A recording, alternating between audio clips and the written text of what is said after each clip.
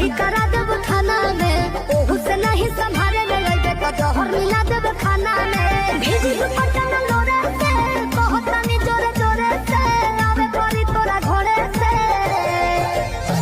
बर्बादी होई बाकी शादी होई मोर तोरे से। बर्बादी होई बाकी शादी होई मोर। छोड़ के कोई डराई तो तोर पिटाई करा देब थाना में, ओहू से नहीं संभाले ले लइबे तो जहर मिला देब खाना में। भेजी दुपट्टा लोरे से कहतानी जोरे जोरे से, आवे परी तोरा घरे से। बर्बादी होई बाकी शादी होई मोर तोरे से। बर्बादी होई